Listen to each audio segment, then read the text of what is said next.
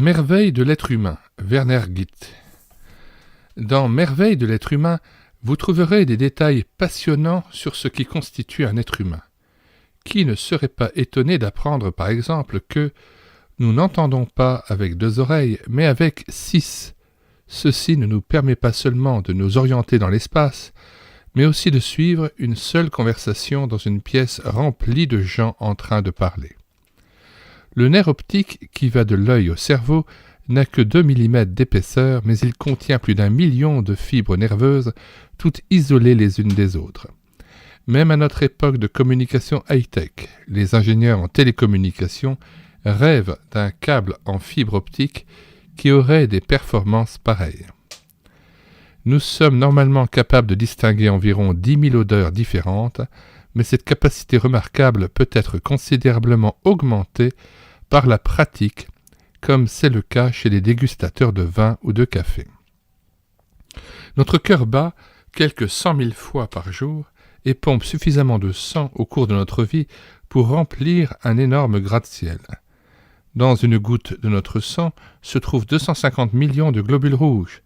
Le nombre de ces cellules dans le volume total de notre sang atteint le chiffre incroyable de 250 000 milliards. Notre cerveau est constitué de 100 000 milliards de cellules nerveuses, un nombre du même ordre de grandeur que le nombre d'étoiles contenues dans notre galaxie, la Voie lactée. Si l'on mettait uniquement les fibres nerveuses de notre cerveau bout à bout, on atteindrait une longueur supérieure à celle de la Terre à la Lune. Ces quelques exemples ne sont qu'un aperçu des particularités uniques de notre conception et de notre constitution. Ce livre les expose de façon détaillée.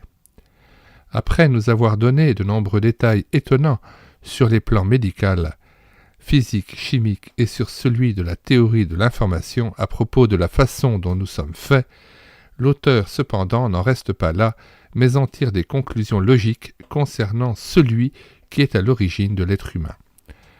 Avec tout le sérieux que cette question exige, il s'intéresse à la façon dont notre Créateur nous voit et vers quelle destinée éternelle nous nous dirigeons. Ce livre n'est pas destiné à une catégorie particulière de lecteurs, mais à toute personne capable de s'émerveiller et désireuse d'apprendre de nouvelles choses. Ces pages intéresseront par conséquent les spécialistes comme les non-spécialistes. Nous mettons le lien de téléchargement gratuit de cet ouvrage dans les commentaires de cette vidéo, le téléchargement se faisant à partir du site internet médiathèquechrétienne.fr, site consacré à la réédition numérique des ouvrages épuisés et non réédités, comme c'est le cas de cet ouvrage. Nous mettons aussi dans les commentaires de cette vidéo le sommaire, la table des matières de cet ouvrage. Et vous verrez ainsi qu'il y a bien 2 parties dans cet ouvrage. La première partie, l'homme, un être d'une conception géniale, partie plus scientifique, plus théorique, et une deuxième partie, qu'est-ce que l'homme, où l'auteur tâche de répondre aux questions suivantes. L'homme conçu à l'image de Dieu.